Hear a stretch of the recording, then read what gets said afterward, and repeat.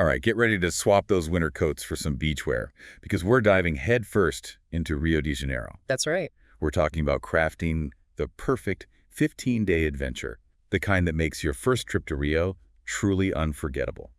So picture this. You sipping caipirinhas on Copacabana Beach. The rhythm of samba in the air, the Christ the Redeemer statue watching over you. Exactly. And we're going beyond the usual tourist spots, exploring the heart and soul of this incredible city. Rio is a city that truly awakens all your senses, a symphony of sights, sounds, tastes, and emotions. And we're going to tap into all of that starting right now. So let's fast forward to day one. You've just landed at Rio Galeon International Airport, GIG. The excitement is bubbling over. You've got your bags and you're ready to hit the ground running. But first things first, where do we unpack and call home for the next 2 weeks?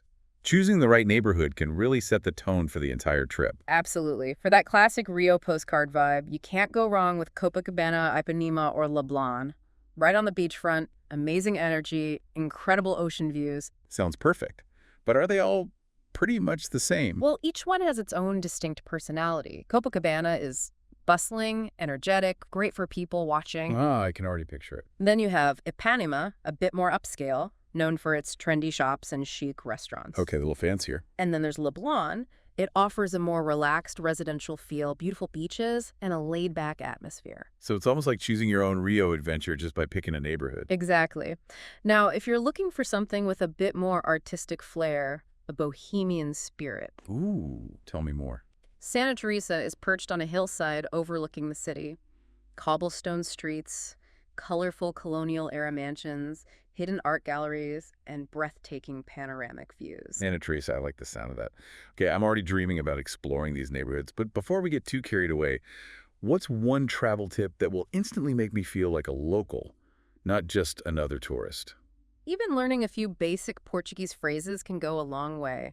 It shows respect for the culture and really opens doors to more authentic interactions. It's like a secret password to unlock a whole new level of the Rio experience. Okay, challenge accepted. I'm already practicing my obrigado and por favor. Now let's move on to day two. Time to check off those iconic Rio landmarks, starting with Christ the Redeemer. Of course, it's a truly humbling experience to stand at the foot of that colossal statue. Arms outstretched as if embracing the entire city. More than just a statue, it's a symbol of hope and faith. And the views from the top are simply breathtaking. Sugarloaf Mountain, Guanabara Bay, the sprawling cityscape, the vast Atlantic Ocean, all laid out before you. I've heard the train ride up to the statue is an adventure in itself. It certainly is. Winding through Tijuca National Park, offering glimpses of hidden waterfalls and exotic flora and fauna. Wait, did you say Tijuca National Park? In the middle of the city? That's right. It's one of the world's largest urban forests, a crucial part of Rio's ecosystem, providing a sanctuary for diverse wildlife and regulating the city's climate. Wow, a rainforest right in the heart of the city. That's incredible. Okay, after soaking in the views from Corcovado, it's time for another iconic Rio experience. Sugarloaf Mountain. Tell me about that cable car ride. It's not just a cable car ride, it's like a suspended dance floor across the sky to the summit of a granite monolith rising straight out of Guanabara Bay. And as you ascend, the cityscape just unfolds beneath you, revealing hidden pockets of life, architectural wonders, and that sparkling coastline. It's starting to become clear why Rio is called the Ciudad Maravillosa, the marvelous city. Okay, day three, beach time. Let's talk about Copacabana and Ipanema. They're more than just stretches of sand. They're cultural icons. Absolutely. Imagine yourself strolling along Copacabana's iconic black and white promenade, the rhythm of samba filling the air. I can almost smell the fresh coconut water. Exactly, that vibrant energy of karaoke life all around you. It's a beach that pulsates with energy, a place where everyone comes to play, to see and be seen, and to experience the true essence of Rio's carefree spirit. And Ipanema, what sets it apart from its famous neighbor? It has a slightly more sophisticated, laid-back vibe. Upscale boutiques, trendy cafes, a stylish crowd. Home to the iconic Posto 9 lifeguard tower, a symbol of Ipanema and a popular meeting point. So I can picture myself soaking up the sun, people watching, maybe even joining a game of beach volleyball. All fueled, of course, by delicious acai bowls. But before we jump ahead, what about snacks on those beach days? You can't miss out on Biscoito Globo. It's a light and airy tapioca cracker that's sold all along the beach. The perfect salty treat to pair with that ice-cold coconut water. Okay, Biscoito Globo it is. Now, day four. Time to escape the city buzz and immerse ourselves in nature. Sounds like a plan. We have to talk about Tijuca National Park, a sprawling rainforest right in the heart of the city. We've already touched on it, but I want to dive deeper. Imagine hiking through lush rainforest, sunlight filtering through the canopy, the air thick with the scent of tropical flowers, the sound of exotic birdsong. It's truly magical, and to think that Tijuca was almost entirely destroyed in the 19th century due to coffee plantations, but it was painstakingly reforested, becoming a symbol of Rio's commitment to conservation. That's an incredible story of resilience. So what kind of hikes would you recommend in Tijuca? Something not too challenging, but still rewarding. The Cascatinho waterfall hike is a good option.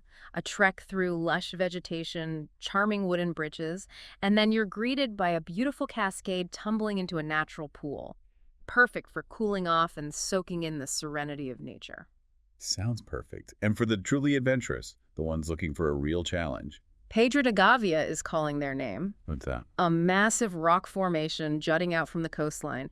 Panoramic views that are simply out of this world. It's a challenging climb, but the sense of accomplishment and those breathtaking vistas from the top make it unforgettable. Okay, both hikes are going on the list. Now, day 5.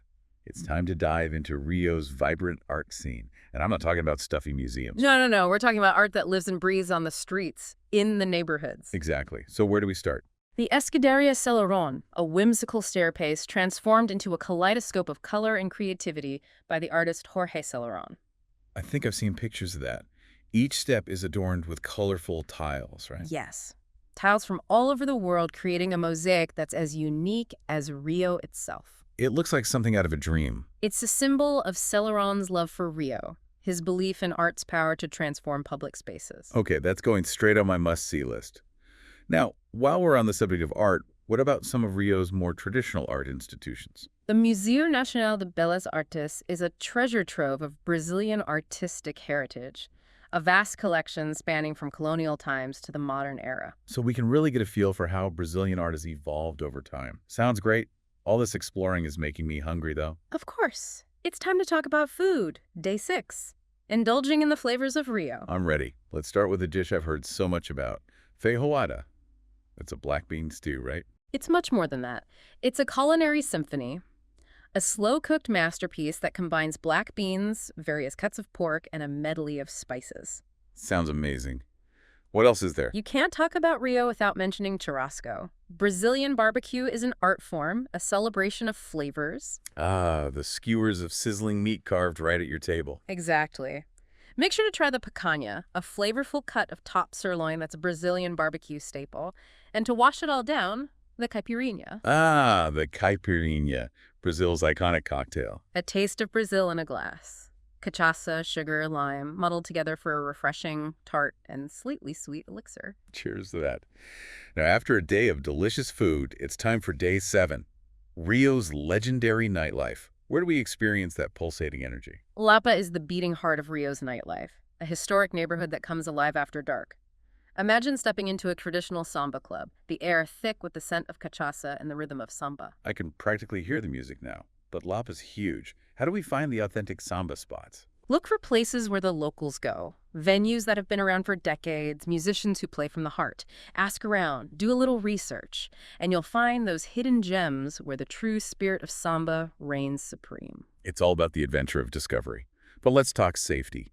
Any tips for exploring Lapa at night? Rio's a big city, so like anywhere else, it requires some street smarts. Stick to well-lit areas, maybe travel in a group or with a trusted local guide. Avoid flashing expensive jewelry or lots of cash, and just be aware of your surroundings. Good advice. Safety first, always. Okay, day 8. Craving a change of pace, a taste of paradise beyond the city. Let's talk about Arraial do Cabo, the Brazilian Caribbean. It's a hidden gem, a coastal paradise about 2 hours from Rio. Turquoise waters, pristine white sand beaches, a sense of tranquility that washes over you like a gentle wave, perfect for escaping the city buzz. I'm already picturing myself snorkeling in crystal clear water surrounded by colorful fish. What are some must-see beaches there? Praia do Forno is a secluded cove, only accessible by boat or a scenic trail. Calm waters, soft sand, incredibly serene. And for a little adventure, Praia do Farol. Praia do Farol. What's special about that one? It's a pristine beach, accessible only by boat tours, known for its crystal clear waters and abundant marine life. Sounds incredible. And while we're there, we have to visit the Cabo Frio lighthouse, right? Absolutely. Panoramic views of the coastline, a glimpse into the region's maritime history, and the perfect spot for some Instagram-worthy photos. Sold. Arraial do Cabo sounds like the perfect blend of relaxation and adventure. But what about the food? We can't go to a coastal paradise without trying the local cuisine. You absolutely have to try a moqueca, a Brazilian fish stew cooked in coconut milk, dende oil, and a mix of spices. It's the taste of the Brazilian coast, pure and simple. And no trip to Arraial do Cabo is complete without indulging in a pastel de camarão. Pastel de camarão. What's that? Oh, it's a deep-fried pastry filled with succulent shrimp and a creamy, slightly spicy filling. My mouth is watering. Okay, Arraial do Cabo is a must-do. Now back to Rio for day 9. We're diving into the world of Brazilian music. A perfect way to spend a day. Rio's a city that pulsates with rhythm. Music isn't just entertainment, it's woven into the fabric of life. We've talked about samba, but what other musical treasures should we be on the lookout for? Bossa Nova, for one. It emerged in Rio in the late 1950s. Smooth, jazzy rhythms, sophisticated melodies, lyrics that evoke the beauty and melancholy of Rio. It sounds so romantic. Where do we find these bossa nova gems? Picture a dimly lit bossa nova club, the sound of the guitar, those soft vocals. You'll find those places tucked away in various corners of the city. Okay, bossa nova is on the list. What about some other genres, something with a bit more energy? Then you have to experience funk karaoke. It emerged from the favelas in the 1980s. Raw, energetic, danceable, impossible to resist moving your feet to. Funk karaoke, interesting. It sounds like we've only scratched the surface of Rio's music scene. Oh, we have. There's so much more to explore, from traditional choro to contemporary MPB. We're going to need more than 15 days to experience all that Rio has to offer. That's the beauty of Rio. It keeps on giving, always something new to discover. Okay, well, we still have 6 more days of our Rio deep dive to uncover even more of those hidden gems. Stay tuned, everyone. As we keep exploring the magic of Rio, let's shift gears from the pulsating samba clubs to the echoes of history that resonate through the city. You know, it's amazing how Rio blends its modern energy with its rich history. So where do we go to uncover those layers of the past? Nestled in the bustling city, the Santa Teresa neighborhood stands as a testament to Rio's colonial past. I'm picturing cobblestone streets, pastel-colored mansions, balconies overflowing with vibrant bougainvillea. Exactly, and the air filled with the scent of freshly brewed coffee from charming little cafes. Santa Teresa definitely has that charm and that laid-back vibe. Yeah. But beyond strolling through those streets, what specific historical gems shouldn't we miss? The Convento de Santa Teresa, a 17th century convent perched on a hill, offers a glimpse into Rio's religious history. Okay, a convent. But it also has some of the most breathtaking panoramic views of the city. A convent with a view. I like it. Imagine standing in the convent's serene gardens, surrounded by history, and gazing out at the sprawling cityscape with Sugarloaf Mountain in the distance. Sounds incredible. Yeah. Now, what about for those who are fascinated by those stories hidden within old walls? Echoes of grandeur from a bygone era. Then Parque das Ruínas is a must-visit. Parque das Ruínas. It's the ruins of a once grand mansion that hosted Rio's elite in the early 20th century. The crumbling walls are now adorned with vibrant street art, and the open spaces are used for live music and cultural events. So it's a place where history and art collide. Exactly. A unique and evocative experience. Parque das Ruínas definitely captures the spirit of Rio, embracing both its past and present. And if you're craving even more colonial history, a day trip to Parody is a must. Parody. It's a UNESCO World Heritage Site, a living museum frozen in time. Cobblestone streets lined with colorful colonial-era houses lead you to hilly squares, quaint churches, charming shops filled with local crafts. Okay, a UNESCO site, just a short trip from Rio. I'm adding that to our itinerary. But before we wander too far from Rio, let's talk about the Escadaria Selarón. Ah, yes, the iconic staircase. More than just a staircase, it's a symbol of art culture and the human spirit. Imagine yourself climbing those 215 steps, each one adorned with colorful tiles from all over the world. I can't wait to see it in person. Each tile tells a story, a testament to the artist's passion and vision. It's incredible how something as simple as a staircase can become such a powerful symbol. Rio is full of those unexpected bursts of beauty. It's what makes exploring the city so rewarding. Okay, so we've explored some of Rio's historical side. Now let's take a moment to appreciate its spiritual side. I know Rio is known for its religious diversity. What are some of the spiritual landmarks that reflect this? Rio's spiritual landscape is as diverse as the city itself. You'll find grand cathedrals, synagogues, candomblé temples, each with its own unique energy. It's fascinating how these different faiths have shaped Rio's identity. What would you say is a must-visit for anyone interested in Rio's religious history? The Metropolitan Cathedral of St. Sebastian, with its unique conical design inspired by Mayan pyramids, stands as a symbol of Rio's modernist spirit. A cathedral inspired by pyramids, and that's something I have to see. And for a glimpse into Rio's Afro-Brazilian religious traditions, a visit to the Terreiro of Ilê Axe Upo Afonja is a must. What's that? It's one of the most important candomblé temples in Brazil, a place where ancient African rhythms and spiritual practices are still alive and vibrant. It's amazing how Rio embraces this diversity of faiths, each one adding to the city's rich cultural tapestry. It's a beautiful thing. Now, day 10 of our Rio adventure brings us back to the present, to the vibrant energy of contemporary culture. What are some must-see cultural events and festivals that capture the spirit of modern Rio? Rio is a city that loves to celebrate, a place where music, art, and culture collide. So while Carnival is the most famous festival, there's a whole calendar of events throughout the year. Besides Carnival, what else is there to look forward to? For music lovers, Rock in Rio is a must. One of the world's largest music festivals, attracting international superstars and showcasing the best of Brazilian music. Wow, that sounds incredible. Yeah. But what about for those who are more into film? The Rio de Janeiro International Film Festival is a major event, showcasing the best of Brazilian and international cinema. Okay, I'm starting to think we need more than 15 days to experience all that Rio has to offer. You might be right. There's just so much to see and do. Now, day 11 of our Rio adventure takes a slightly different turn.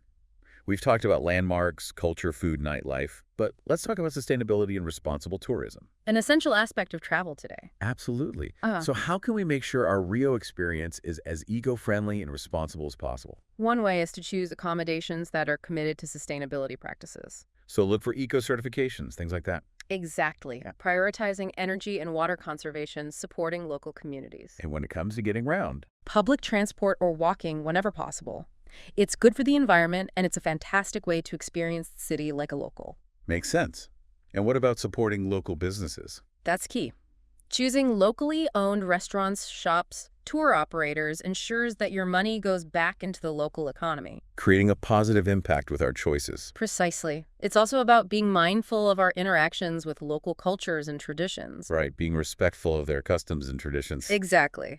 Do a little research, understand the etiquette, dress respectfully, learn a few basic Portuguese phrases, be open to learning from the locals. It's about being a good guest, appreciating the beauty of their culture. Well said.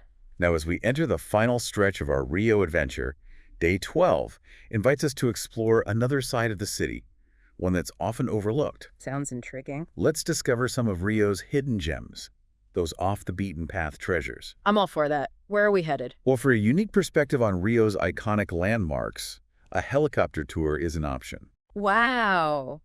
Imagine soaring above the city with Christ the Redeemer watching over you. Sugarloaf Mountain, rising from the bay, the beaches stretching out like ribbons of gold. Breathtaking. Now, for those of us who are more drawn to cultural experiences, what hidden gems would you recommend? Pedro do Sal, nestled in the Gamboa neighborhood, is a place where you can step back in time and immerse yourself in Rio's Afro-Brazilian heritage. Pedro do Sal. What's special about it? It's considered the birthplace of samba, a place where African rhythms met the Brazilian soul. The birthplace of samba. That's incredible. What's it like there? Picture yourself on a Monday evening, the air filled with samba rhythms, the energy electric, the crowd swaying to the beat. It's amazing how Rio blends all these different influences. It's what makes it so unique. All right. Day 13 calls for a dose of adrenaline. Adrenaline. I'm listening. We're talking heart-pumping, adventure-filled activities. Rio is a playground for adventurers. So many ways to challenge your limits. What are we talking about here? Well, if you're brave and have a head for heights, rock climbing in Sugarloaf Mountain National Park or Pedro Bonita is a must. Rock climbing. Imagine yourself scaling those sheer rock faces with incredible views of the city. Sounds intense. But for those who prefer to soar through the air, hang gliding off Pedro Bonita is an experience you won't forget. Hang gliding. Wow. Okay.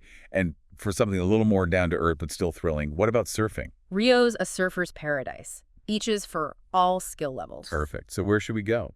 For beginners, Arpador Beach has gentle waves and a relaxed vibe. And for experienced surfers, Prainha and Grumari Beach offer more challenging waves. It sounds like there's a way for everyone in Rio. Exactly. Now, after all that adventure, day 14 brings us back to the table. But this time we're going off the beaten path to discover hidden culinary gems. Rio's culinary scene is a constant adventure. So while we've talked about feijoada and churrasco, there's so much more to discover. Boteco's traditional Brazilian bars are the heart and soul of Rio's food scene, offering a glimpse into everyday life and authentic Brazilian flavors. I'm imagining the aroma of freshly fried pastels, the sounds of laughter and conversation. You'll find classic dishes like feijoada pastel, bolinho de bacalhau, which are delicious codfish fritters. Okay, you have me at codfish fritters. But for a slightly more upscale dining experience, where would you recommend? Leblon and Ipanema are home to some of Rio's most innovative and stylish restaurants. Ah, those neighborhoods are full of surprises. They're culinary hotspots. You'll find everything from Brazilian fusion to international cuisine, all made with fresh local ingredients. Sounds amazing. And what about vegetarian options? Rio's vegetarian and vegan scene is booming. Dedicated vegetarian restaurants are popping up everywhere, and traditional restaurants are offering more vegetarian options. It's great to hear that Rio's culinary scene is becoming more inclusive. Now, day 15, the last day of our Rio adventure, calls for some retail therapy. Shopping in Rio, yes please. We need to find those perfect souvenirs to remind us of our trip. Rio's a shopper's paradise, from handcrafted souvenirs to high-end designer boutiques. So where do we start? For authentic souvenirs, head to the Feira Hippie de Ipanema.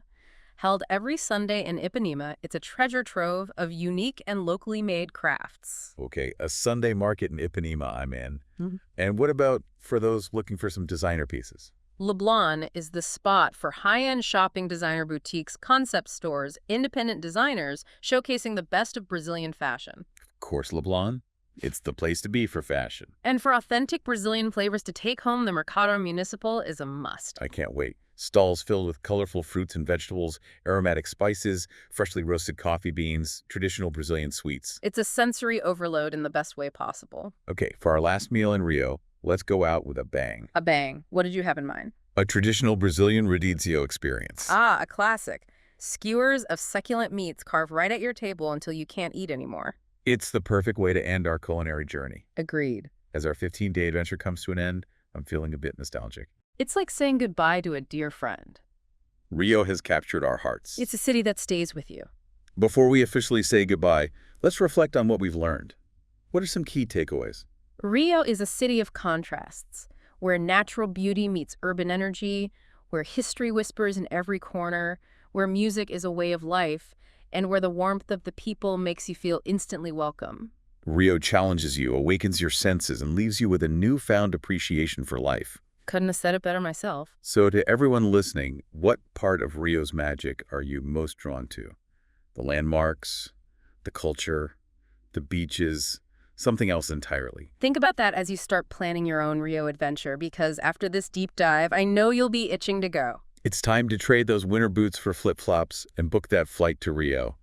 As we cruise towards the end of our Rio deep dive, it feels like we've only just scratched the surface. That's the thing about Rio. It keeps unfolding layer by layer. Every visit reveals something new. And speaking of unveiling, we've talked about the sights, the culture, the beaches, but what about the soul of Rio, that essence that makes it so unique? It's all about the people, the cariocas. They have this almost supernatural ability to find joy in the everyday, to embrace life with such contagious energy and make you feel like family the moment you arrive. It's that warmth, that welcoming spirit. It's like you're not just a visitor, but a long-lost friend coming home. Exactly. And that spirit's reflected in everything, from the way they move, to the music that fills the air, to how they interact with each other and with visitors. It all circles back to the music. Rio is a city that pulses with rhythm.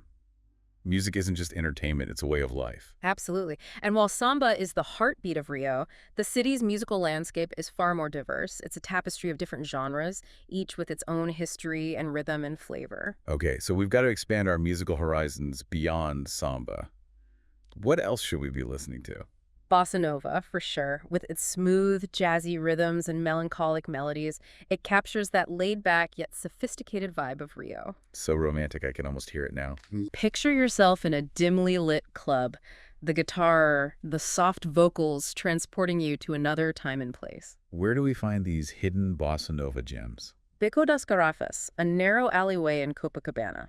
It was a hub for bossa nova back in the 1960s. Wow, a real throwback spot. Even today, it's a haven for live music, those intimate bars and clubs where you can experience bossa nova in its purest form. Beco das Garrafas noted. But we can't talk about Rio music without mentioning funk karaoke. Right, of course not. Funk karaoke is the sound of Rio's youth. It emerged from the favelas in the 80s, and it's become a global phenomenon. Why is that? What makes it so special? It's high-energy danceable and reflects the struggles and triumphs of life in the favelas. Raw, energetic, and impossible not to move to. So we've got samba, bossa nova, funk karaoke. What else are we missing? You can't forget choro. It's traditional Brazilian instrumental music, often called the Brazilian blues. Choro? Okay, I'm adding that to the list. What's it like? It blends European and African influences with virtuosic melodies and a lot of improvisation. Sounds fascinating. Yeah. Where can we hear some choro? You'll find it in bars, restaurants, cultural centers all throughout Rio. It's a genre deeply rooted in the city's history. Awesome. And what about for something more contemporary?